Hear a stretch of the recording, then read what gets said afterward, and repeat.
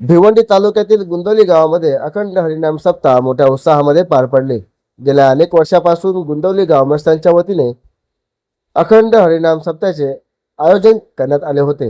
यावेळी गावातील ग्रामस्थ मोठ्या संख्येने सहभागी झाले होते। त्यासोबतच पंचकृषीतील वारकरी देखील मोठ्या उत्साहामध्ये या संपूर्ण अखंड हरिनाम सप्ताहामध्ये आपला सहभाग नोंदवला।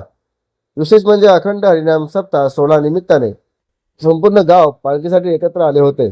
संपूर्ण गावातील लोकांनी एकत्र येऊन पालखी सोहळा मोठ्या आनंदामध्ये साजरा केला। अखंड हरिनाम सप्ताह निमित्ताने विविध धार्मिक कार्यक्रम मोठ्या उत्साहामध्ये पार पडले। सर्व वारकरी बांधवांना जेवणाचे भांडी व वस्त्र देखील वाटप करण्यात आले होते। यावेळी सर्व ग्रामस्थांनी महाप्रसादाचा लाभ देखील घेतला आहे। आपल्या या अखंड नाम सप्ताहाला आज 19 वर्ष पूर्ण होत आहेत।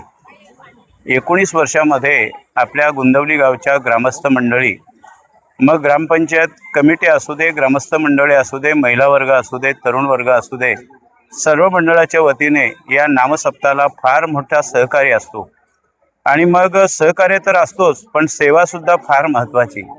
गावकऱ्यांची सेवा फार मोठी असतो आणि गावकऱ्यांच्या सेवेमुळे हा नामसप्ताह फार उत्तम असा होत असतो। म्हणून त्यांच्या सेवेशिवाय हा सप्ताह पार पडत नाही आहे। कारण 19 वर्षामध्ये आम्हाला कधीही त्यांनी कुठल्याही प्रकारची आम्हाला काही कमी पडून दिलं नाही आहे।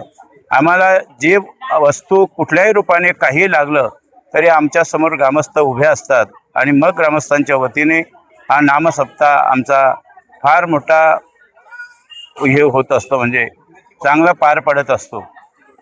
नामसप्ताहामध्ये सकाळी काकडा भजन असतो, देवाचा अभिषेक असतो, अभिषेक झाल्यानंतर ग्रंथराज ज्ञानेश्वरी पारायण असतो, पारायण झाल्यानंतर दुपारी प्रवचन असतो, प्रवचन झाल्यानंतर हरिपाठ असतो आणि हरिपाठ झाल्यानंतर बरोबर कीर्तनाचा कार्यक्रम होत असतो। असा हा अखंड नामसप्ताह 5 दिवस आनंदाने साजरा होत असतो।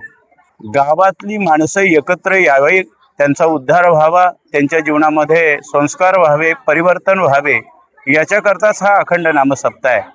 कारण आम्ही प्रत्येक गावामध्ये, प्रत्येक घरामध्ये आम्ही जाऊन त्यांना सर्वांना आमंत्रण करत असतो की इथे आल्यानंतर मग श्रवणाच्या रूपाने, कीर्तनाच्या रूपाने, प्रवचनाच्या रूपाने, हरिपाठाच्या रूपाने त्यांच्या जीवनामध्ये परिवर्तन व्हावा, याच्याकरता सर्व गावकऱ्यांना आम्ही स्वतः जाऊन इथे बोलवत असतो आणि सर्व गावकरी इथे तन मन धनाने उपस्थित असतात, सेवा करत असतात।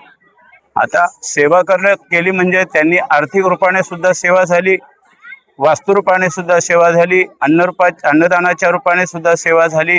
जे जे आम्हाला गरज पडली त्या प्रत्येक गरजेला सामोरे येणारे आमची ग्रामस्थ मंडळी आज आपल्या या अखंड नामसप्ताहामध्ये ज्या ज्या लोकांनी आपल्याला अन्नदानाच्या रूपाने, वास्तूच्या रूपाने, आर्थिक मदतीने जे जी सेवा केली त्यांना सर्वांना मी धन्यवाद देतोय।